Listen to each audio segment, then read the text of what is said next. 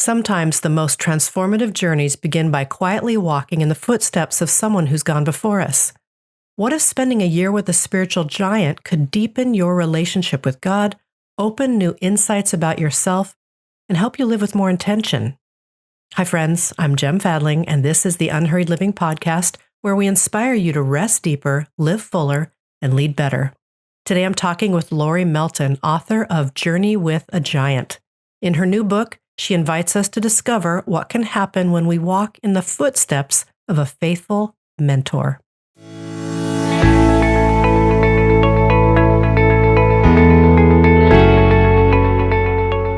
Today, Lori joins me to share the story behind her year-long exploration of Fred Rogers' life and work, and how this intentional practice deepened her relationship with God.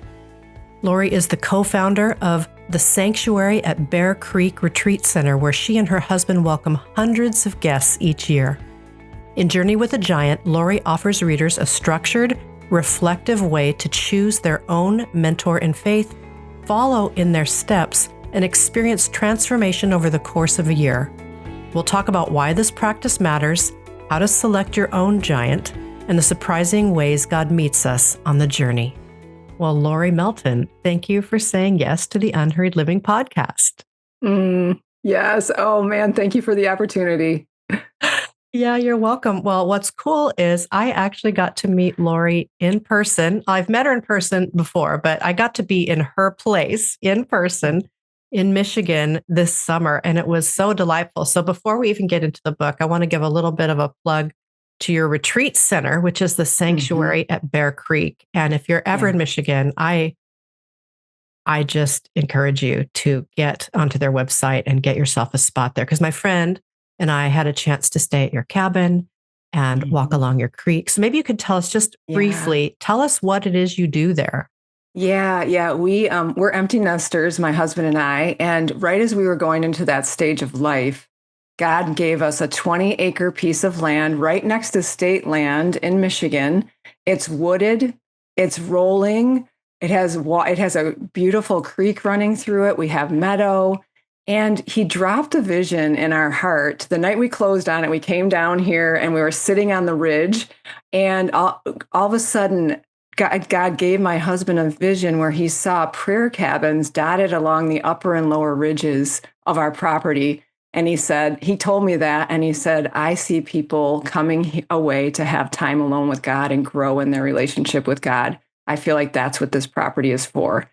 And immediately that jumped inside of me, because I had been a retreater for 20 years, and I had started wanting to take people on retreat and having a place to offer that they could come and do that. And God didn't put it in my heart. He put it in my husband's heart, which is so much better, because I could have nagged him. I could have poked at him like, hey, put a cabin out here. But God put it in his heart. And that gives us this united vision, knowing that that's exactly what this property has been set apart for a long time. So we right now have one prayer cabin, and we've got a barn with two new retreat rooms in there, which will be equivalent to cabins. So we just host anyone who contacts us and they just want time with God. They want quiet, they need rest, and they just want to abide with God. They come out, and it's for day retreats and overnight. And it's just been a delight. Yeah. Is it sanctuary at bearcreek.com? Yeah. It's the Sanctuary at Bear Creek, Bear the animal, BEAR. .com, not BARE, which that would be kind of scary. That's another conversation.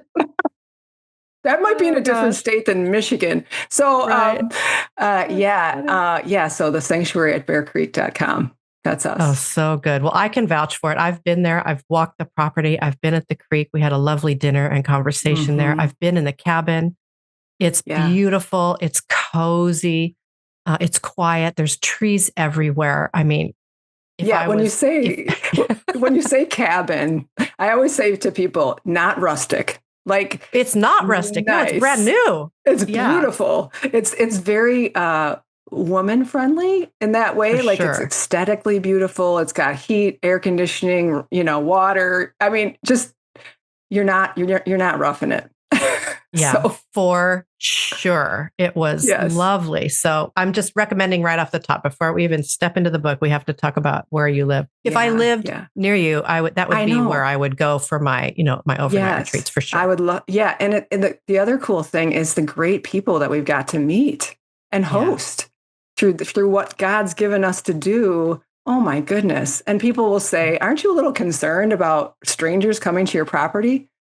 And I just think, well, the people that are going to come that want to spend time alone with God are usually not scary. So it's been a great experience. There hasn't been any trouble. It's been wonderful. It's so interesting, is that I know we don't have a retreat center, but we do retreats. And by Mhm. the time someone makes themselves to a website called Unhurried Living, Yeah. and then they want to do something that we're offering, I mean, that's a kind of person usually.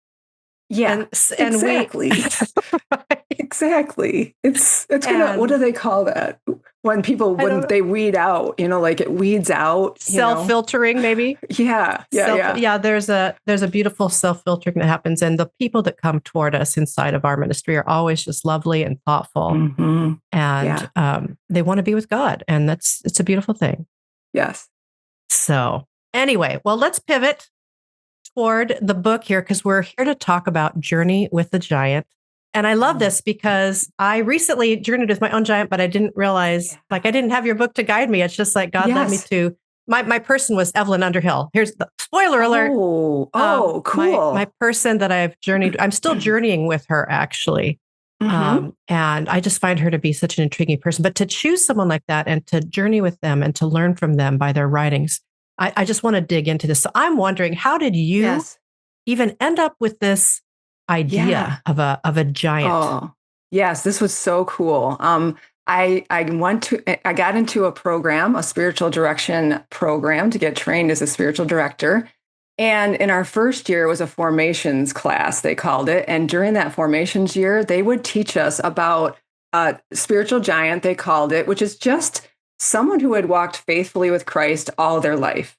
And so every month they would, as part of that day's curriculum, they would talk about one of those giants.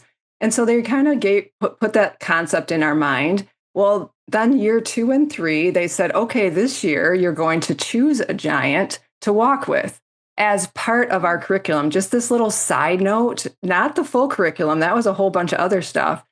And at first when I heard that, I was like, oh, we don't do saints in my denomination. I was like, oh no, no, no, no. I do Jesus only. I didn't know what that was going to mean. But they were patient, and they gave us a list of about 50 different ideas from people from throughout time to look at. And as we looked at those, we were like, oh yeah, I like that person, kinds of interesting to me. So each person in the class just chose the giant that they felt God calling them to study. We call it walk with, but it's like a spirit led, I'm going to say study, but it doesn't have to be intellectual. You read about them. You could listen to podcasts. You could, learn about their mentors. You could investigate their hobbies, their spiritual practices, however the spirit leads you. So we did that for that first year. And my first year was with Evelyn Underhill, believe it or not. Yeah, Oh, wow. It was with her. She's amazing. Yeah. And so just kind of studied our giants, and then we would each share about our giants as we went through the year. And then there was actually 2 more years after that. And so in those following 2 years, they said, okay, now you're going to pick a giant for 2 years. And I was like, oh, wow, that's a commitment. Like, I don't know if I want to stay with someone that long, So I knew I was going to be taking that class in the fall, and I knew this in the summer before. It took me the whole summer to decide who I was going to walk with. And for 2 years, I walked with Francis of Assisi. And I chose him because of his love for people and nature, and his sense of humor. And we just had our property, and I was meeting with people and nature all around us. So I wanted that to grow in my life. And so then when I got out of the program, I was done. I was a certified spiritual director. I didn't have to walk with a giant anymore. I found that I missed it. And so I was heading into a new year, and I was praying about how to grow closer to him in the year ahead. And I had the idea, I want to choose a new giant to walk with. And then I thought about all these people in my life who had been asking me, what is this practice you're doing? We've never seen anything like this. Is this biblical? How do you do it? And I had been writing, and I thought, oh, wow. I think I'm going to choose a giant. And then through the year, I'm going to write articles about what God does in my life that will illustrate what this practice is all about. And it will actually lead people reading it on their own giant journey. They wouldn't have to walk with the same giant as me. They choose their own giant. And then those principles that I write about in those articles actually are speaking to them on their journey. So yeah, that's how it all started. I love it. Yeah, it's interesting when you talk about, is this okay to do? Is it okay to focus on a person? And I just think to myself, we're always being formed. Yeah. Right? We're reading books, we're listening to podcasts, we're watching shows, we're learning from people all the time, whether or not we acknowledge it. But I think what you're inviting us to is to choose someone worthy of being listened to and intentionally learn from them. So to me, it makes sense because we're doing it all the time anyway, without really thinking about it. We're taking in stuff from people and allowing it to become a part. But I love this idea. And I think you referred to Hebrews 12:1-2, of course, the great cloud of witnesses. How does that scripture inform this practice? Yeah. After I got done and I found it was resonating with me, in the program, they never gave it a scriptural basis. And so as I was thinking about it, and I was, deciding personally, like, where has this practice been? Why haven't I known about it? Is it biblical? Like, I don't want to dive into this if I can't really find a foundation for and teach it as a spiritual director. So as I prayed about that and thought about, like, is this biblical? Is this in the Bible?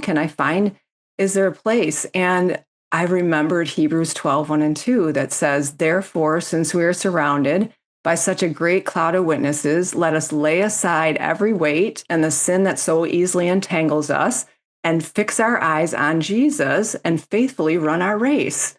And I thought about that scripture and I went, oh my goodness, the only way I have ever looked at that was looking back at the people that are written of in scripture. Like, those are the cloud of witnesses. But all of a sudden I went, from my experience and what I'd watched happen in my other classmates about how we had become untangled and the weights that were on us previously, keeping us from fully drawing close to the Lord or becoming what we were called to be or fulfilling our callings, all of a sudden we were being able to more faithfully run our race because of our giants. And I thought, oh my goodness, all the faithful from history are the cloud of witnesses, not just the ones that are written about.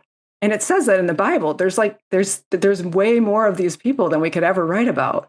And I thought, oh my goodness, this is like a treasure chest that's been sitting along the pathway of our life with the lid closed, and God's just waiting for us to lift the lid and go, look inside there. There's so much provision for you inside that treasure chest. Oh, good. Well, maybe continue in that vein, and let's use a different word, maybe spiritual mentor. I've been mentored before. Yes. How can walking with a spiritual mentor add to what we're already doing in our lives, in our relationship with God? Yeah, that word mentor comes up a lot when I describe this concept, they'll say, oh yeah, a mentor. A mentor illustrates, they teach you formally. They can speak and instruct, which our giants do when we read about them or things like that. But also a mentor, their example speaks to us in our life. And we find when we're learning from a giant, we're studying their spiritual practices and we're emulating them. And usually the giants that you're drawn to, it's because God wants to develop those things in you. Like, he's prompting. When you go through the little discernment process and you're looking at the list, I have a list in the book of 50 to 100. I can't remember. There's about 50 of the spiritual giants in there. And in that first chapter where I have people discern who God would have them to walk with, as they're circling the ones that they're drawn to, that's the Holy Spirit. That's God. So God has things that he is trying to shape in us to draw us closer to him, to help us overcome, that our giants, their giftings, even their strengths, their weaknesses are speaking and shaping the things that God wants to shape in us. Oh, good. So good. Well, it's interesting that you were drawn to Mr. Rogers. Yes. And that's not hidden. I mean, you've invited others to journey with him in there. You use him as an example. So I'm wondering how in the world, out of 50 to 100 on a list, how did Fred Rogers land in the center for you at that time? Yeah. And he wasn't even on the list that I ever saw. He wasn't there. It's really cool though, because my first giant, Evelyn, she's Anglican. My second giant was Catholic. I'm not either of those. And then Fred Rogers was actually Presbyterian. So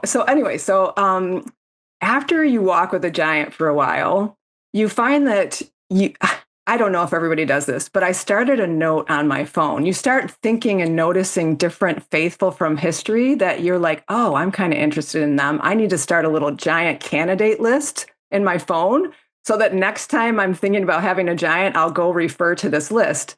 So I had started doing that the year before I chose Fred. And so as the Holy Spirit was prompting me to walk with a giant, I'm jotting down different people and I'm thinking about it, like Mother Teresa was on there, C.S. Lewis was on there, these great people.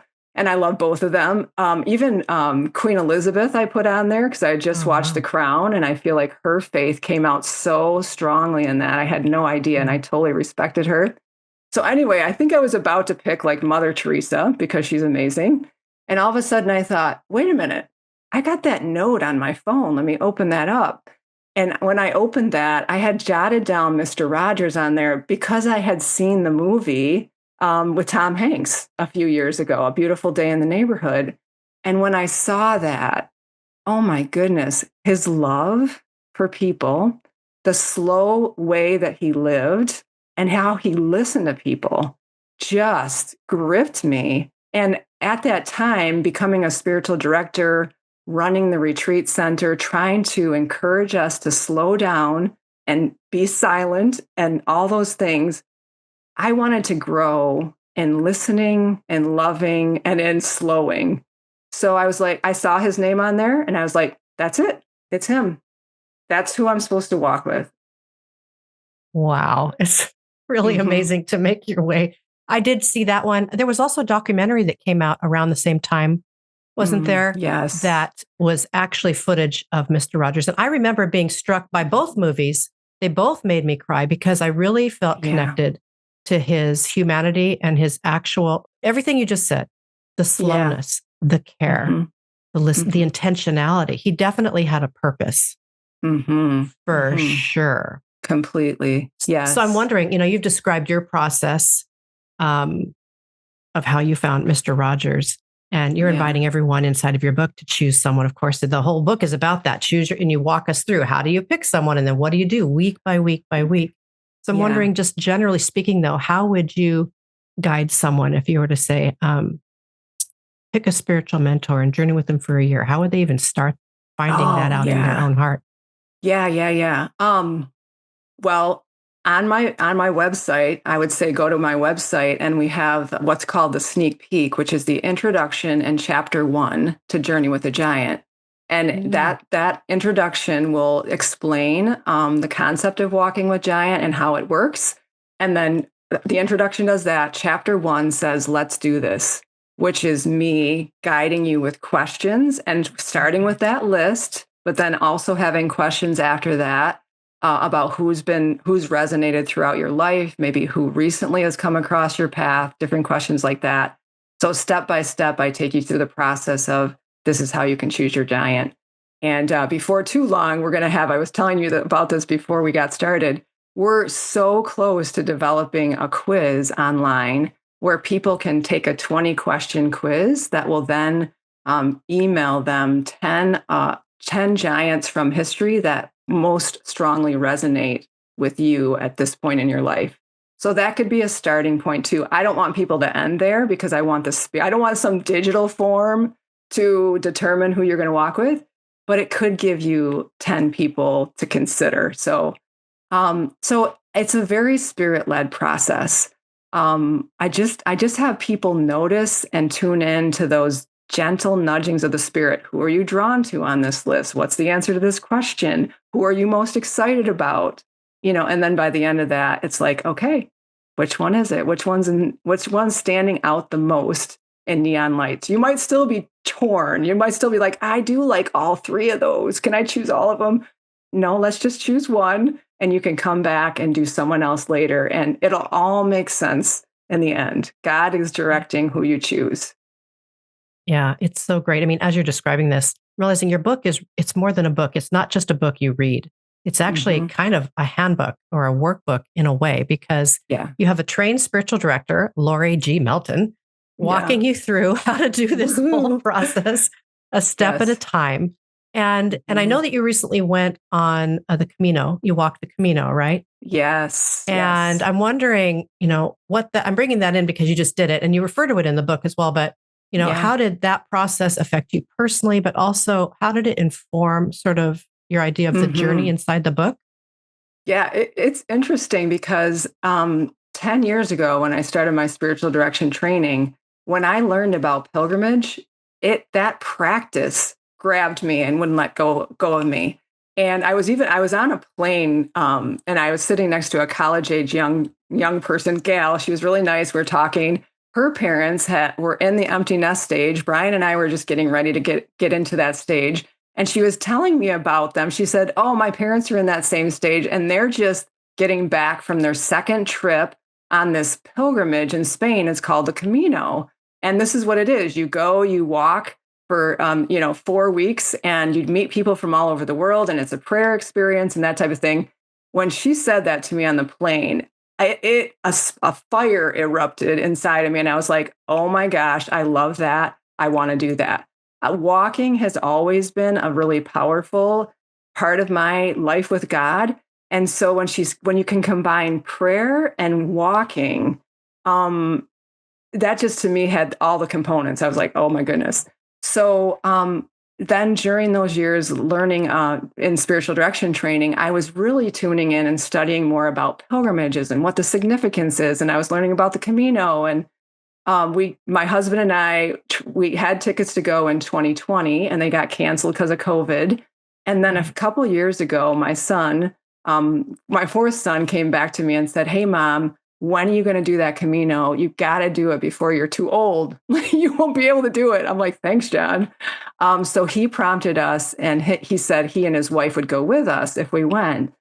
Well, the funny thing is, I'm writing the book. I'm drafting the book about walking with a giant. And I couldn't get pilgrimage out of my mind as I was doing that. And I kept thinking of walking with Fred as if I'm on a year of my life's pilgrimage with him. And I'm writing articles, and some of those articles are these imaginary scenarios of me with my giant on the Camino. And so as I drafted the book and everything, and then I submitted it and proposal and that type of thing. And I thought, the publisher is either going to say, you totally lost me. You're trying to present two different, very big, very powerful concepts, walking with a giant and pilgrimage, and it does not work. It's confusing. Or they're going to say, oh my gosh, we love this. Yes, journeying with a giant is sharing a year of your life's pilgrimage. We're all on a pilgrimage from the time we're born to the time we die. We're on this walk to the sacred site of heaven, our eternal home. And so we're taking a year of our life to be on a pilgrimage in a special way with our giant. So we included every chapter. The last section of that chapter is called a pilgrimage principle. And I write an imaginary scenario for the person walking with their giant based on the Camino. And so that's how the chapters each end. And it was funny as we were I was in the editing rounds with my editor, and we were like almost done with the book. And she said, "So you've been on the Camino, right?" And I said, "No, actually, I haven't." And I said, "I've just studied it. I've studied it so much that I have these pictures." Well, then we had already bought tickets to go this spring. And so this was last fall. And I said, "Well, Leslie, my editor," I said, "if I'm totally wrong, we may need to put a halt on all of it. Like I might have just totally presented totally false information." But actually, once we did it, I was like, you know what? That was more accurate than what I know. It was divinely inspired, I think. So it's fun. Okay.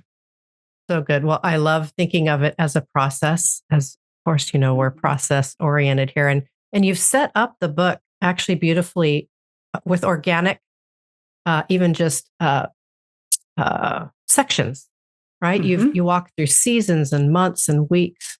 And as I said, it's kind of like a workbook. And so you've got reflection questions, you've got journaling prompts, and you have these things called mile markers, which I think come from the idea of the Camino. And so maybe further into what you're saying, how do you think these elements help people not just consume, read a book and set it down, but to be transformed as they make their way through it?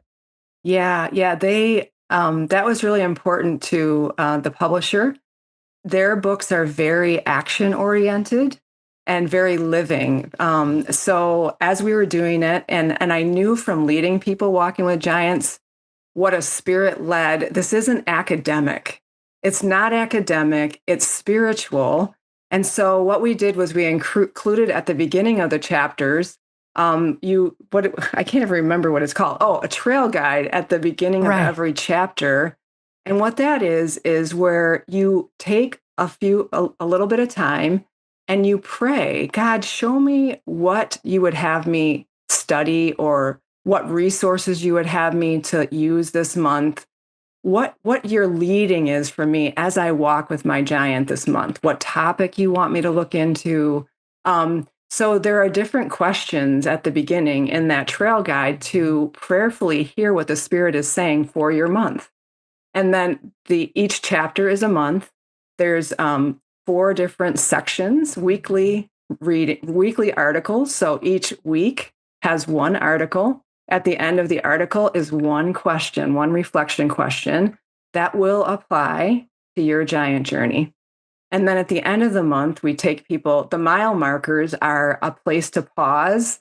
And we try to vary that a little bit in fun ways, and places where you could pull away from your normal life for a time of reflection and prayer to kind of reflect on what happened during the month, what was different than what you expected, what was exciting, what's disturbing, these spiritual direction tuning in questions.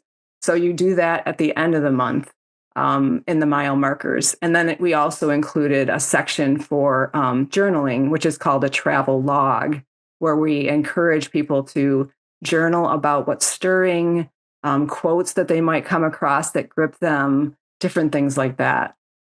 Yeah, it sounds so creative. Like there's enough like handholds or guardrails and guidance, but within it, it sounds like you could really just engage with God and engage with the person in a way that fits who you are, because your responses, of course, are your own. And we're talking about the organic nature of this. We're talking about walking on the Camino. I want to stop on that word walking for a minute, because we are a very hurried culture. We care very much about speed and productivity. So maybe talk for a minute about the unhurried nature, the walking pace that you're inspiring us. How can that maybe lead us to more depth or presence or patience or any other good thing? Yes. Yeah. Walking, we get in a hurry about everything. And this journey is set up to be a whole year. It's set up to be a year long, which is a long time. Now, I know you guys have a year of slowing down, Alan's book. Yeah. But for someone to actually take a year is very uncomfortable for us. But deep change happens over, you can, just like with your book about slowing for a year, you could do it in a quicker time. But we find that if we will slow down, the work can be deeper. And God wants for us to go deeper. And we're so anxious to check things off. We're anxious, like we want those changes today. But the thing is that they don't happen that way. And when in the book I talk about that. I've got articles about, I know you want to go faster, but actually slow walking was the pace of Jesus. Jesus walked. He didn't run. And it's like when we were on, I went with you guys on one of your pilgrimages, and we took our time. We went slow, even though we could have like jumped on a bus every single day, hit 3 cities at one time. But oh, the things that you will miss if you go too fast. You want to be able to, when you're walking, you see something from way ahead in the distance. And then you see it closer and closer and closer until you're right next to it. And then it gets behind you. And that gives you the time to process and to receive. It's walking. We need to walk, and we need to check ourselves when we get too much in a hurry. And that's a big lesson from pilgrimage. Slow down. Even when you're walking, sometimes pause more often. The people who don't get injured are the ones who will stop often and not push too hard. If you push too hard, you're going to get hurt, and you may even get knocked out of the pilgrimage. So we need to go slow. Yeah, there's a lot in there, isn't there? I mean, physically you're walking the Camino, but metaphorically taking out that idea of you can only walk as far as you can walk, and you have to have some version of self-care, or you may not finish. I just interviewed Lauren, our tour guide from Italy, a few weeks ago. Yes. That's an episode worth listening to, because she says some of the very same things, because she works with people all the time and how they're not really paying attention, and they'll take, you can take 1,000 pictures, but you don't have any memories. Right. You weren't there. It's like she said, people are only seeing the thing through the lens through their phone because they're trying to take a picture. Yes. And she said, would you rather, this is sticking with me. Would you rather have 100 great photos or 10 great memories? That's right. Yes. So she's like, stop and look, right? Go ahead. Yes. I went when I was in high school, I took French, and I took it for 4 years. And if you stuck with it for 4 years in your senior year, you could go to France with Mrs. Volpe, who was just this animated, amazing, fun woman who taught our French class. So I went on that trip to France, and our days were packed. She had teenagers, she had a group of teenagers. Right. So I don't think she wanted to give us much time to linger, get in trouble. So right. I understand that. Right. But I mean, we woke up early, we got on a bus, we hit 3 or 4 cities, we hit all the monuments. I don't remember one thing. I remember the Statue of David. That's it. That's all I remember. And I thought about that during my year walking. And as I was writing about going slower, I remembered Mrs. Volpe, and I remember that experience, and then going back later, even on our pilgrimage, and how we took it slow so that we could actually receive and take something home with us. What's it worth if we're just checking boxes and running? That's the thing. It's the opposite of thoughtful. You're not being thoughtful when you're just, because checking the box is one thing, and then what? And then you get home and you brag about what you saw, but you didn't really experience.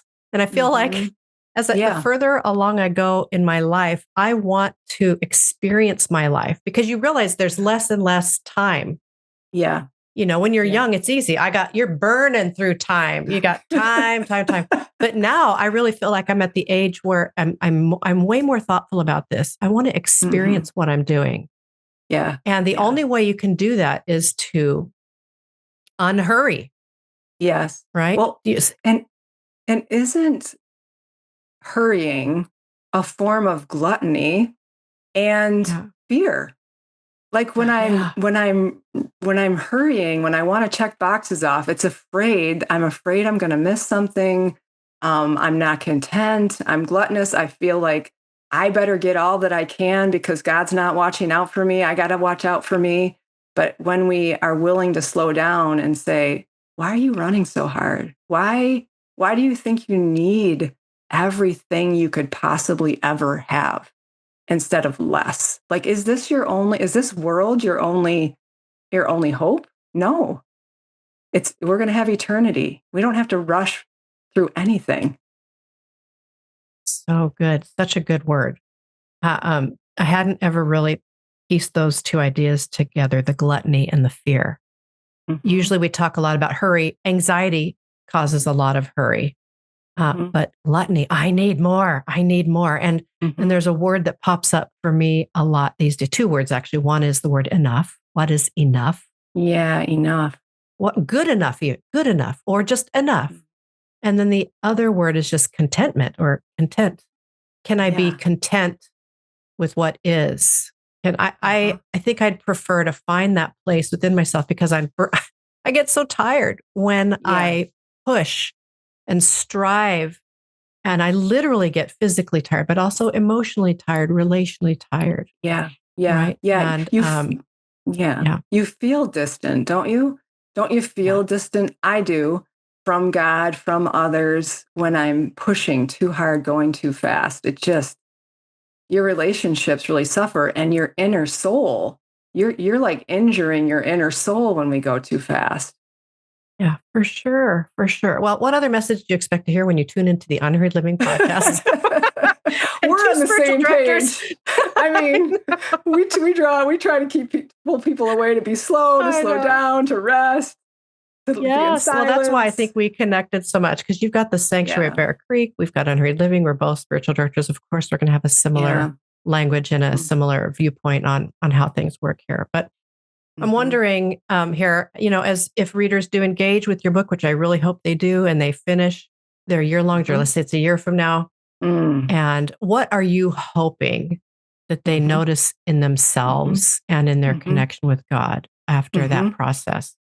Yeah, I'm hoping that things they didn't know about in their relationship with God opens up to them. Sometimes there'll be a giant that someone's drawn to that is from a different culture. And they, when we study someone from a different culture, all of a sudden we go, people have been worshiping Jesus since he was here on earth, and different cultures do it differently. Oh, what can that give to me? That opens up a whole new area. I'm hoping that they receive some healing for where we're stuck. We get stuck in our own perspective. We get doing the same things we're always doing. And there's things beyond us that we're like, oh, this relationship in my life is not working. And I'm studying the Bible, and I'm going on retreat, and I'm meeting with a spiritual director. But I needed to hear those words from Fred Roger. This happened with me on my walk with Fred. Major healing and a very important relationship in my life that I was trying for 10 years to fix. And it came into alignment because it got healed because of the words and the example of Fred. So I'm hoping that just the treasure of these people, they're holding missing puzzle pieces that we're living our life and going, why is this so hard? Why can't I figure this out? That will receive those. And then after that, we'll think, oh, wow, there's another person that I want to walk with someday. After you do this, you realize, I want this to be a part of my discipleship. I think when I first met you, you told me about Claire, that you were, when you told me about your fasting, it was either Claire or the other one that was close in city-wise that we put on our Sienna, Catherine or Claire. And you would mention your study into one of those, hadn't you, with me? Yeah, I don't know that I had gone deeply into study, but I was super fascinated with St. Clair. And even I wrote this up. I don't know if I've shared it yet with our Unhurried Living community, but I was just in Italy again a month ago from when we're recording this. And I had sort of a moment in Claire's prayer room. There's a chapel there. I don't know if you call it a church or a monastery, but it's called San Damiano. You remember from when we were there, because you went last year. That was, I know, isn't it amazing? So it's just my favorite place. If you go to Assisi, if you ever go to Assisi, of course you can go to St. Francis, you can go to Claire's. They have big cathedrals, but San Damiano is the real place you want to go, because that's where Claire lived. It's where she cloistered herself, and she had her own special prayer room. And so this last time that I went, usually I walk through there and I'm always like, how can I get a piece of Claire to like stick to me when I walk out of, I don't know. Yes. I've been there Yes. like 4 or 5 times. I'm like, I need a piece of Claire to like stick. So this Yes. time, Yes. we gave the ladies 90 minutes to just wander the grounds. There's a beautiful self-guided tour you go through. And I just planted myself for about 20 minutes on the floor in the corner in Claire's prayer room. And in a way, I gave myself like a 20-minute pilgrimage, And I had a beautiful encounter, actually, as I just watched people walk through and I was journaling. And I realized I was trying to get something from Claire. But near the very end of my time sitting there in that corner, I realized that I felt like the Spirit was inviting me to turn my gaze from Claire to Jesus, which makes perfect sense because it's always about Jesus, right? Yeah. But it also made sense because, of course, Saint Clare and Saint Francis would both say, "Why are you looking to me?" Right? Look to him. And so so there was this beautiful shift inside of myself. Oh, the next time I go in that room, because I'll be there again next year. Yeah. I don't think I'll have this drive. Like I need Claire's. She was breathing this air and she touched these stones. I had this fascination. Yeah. But the pivot for her reason for being in the room was to be with Jesus. And so all the things you've said about these people is whoever they are, my guess is, as this is being Spirit guided, there's going to be a way in which they point you to Jesus. Oh, yeah. Right? Because we're talking about our discipleship here. We're talking about our spiritual formation. We're not worshiping these giants. They're just people who are almost they can be like a John the Baptizer, right? Pointer of the way. And I think it's beautiful to have, because again, as I said at the beginning, we are being formed every day. We're learning from people every day. What Lori's inviting us to is to be intentional about who we choose to learn from. Right. And then ask for the Spirit's guidance as we take in. So what would you add to that? Yeah.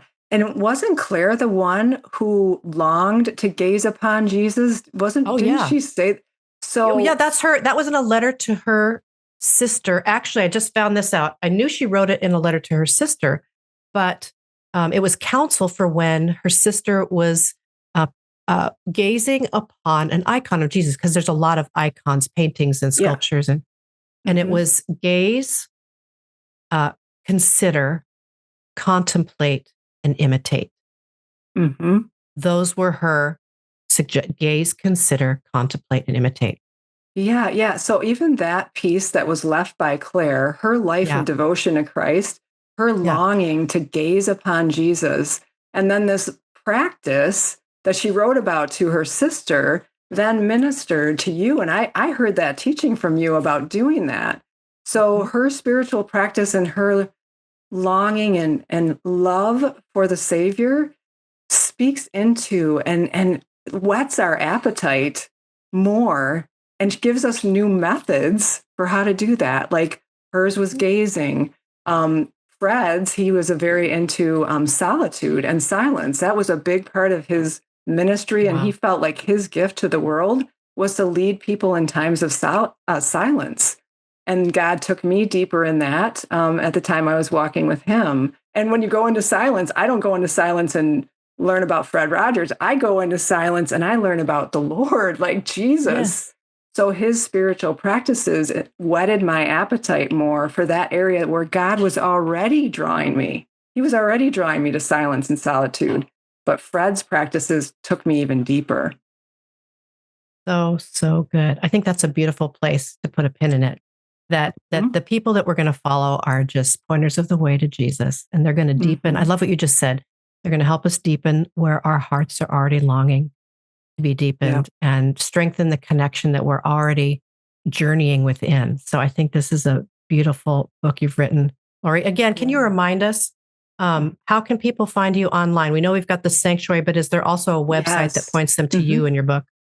Yeah, I have a website, lorigmelton.com, and you'll find the book there. You'll find there's a podcast series we're running right now. It's a 12-part series where we're interviewing people that have walked with giants and talking about the concept. So you get a real flesh on the bones. What does this really look like type of thing and the benefits of it. So there's links there to the podcast and the sneak peek, and that when the quiz gets done, that'll be on there. So yeah, check out LoriGmelton.com. Right. And there's the sanctuary at bearcreek.com. Yeah. It's a very long. It's you're going to have to you're going to type it in. You're going to have to backspace about 4 or 5 times. I always do, finally you'll get it. See, this is an exercise in patience and slowness to just type out that website. Right. Oh, goodness. Yes. Well, we'll make sure to put all the links, of course, in the notes and the description and all of that. So, but if you just want to type it in, feel free. Yeah. So, well, thanks again, Lori, and blessings to you as your book is released into the world. Yeah. Thanks, Jem. It's so good being with you. And I love your ministry. I can't wait till you come to Michigan, or I'm going to come out to California and see you. Either way, we'll go on retreat. Let's go on retreat together. Right? Yeah. Wouldn't that be great? Yes. Well, and I definitely need to bring Alan to your place. He will love it. Yes, ma'am. Yes, ma'am. So we have to get out there. Anyway. Yes. All right. Blessings. Blessings. Thank you for joining me on the Unhurried Living Podcast. You can download free resources and learn more about us at unhurriedliving.com. And please subscribe and share this podcast with your friends and colleagues. We'd also like to thank our partner, Life Audio. Check out their other faith-centered podcasts at lifeaudio.com. Blessings to you as you make your way.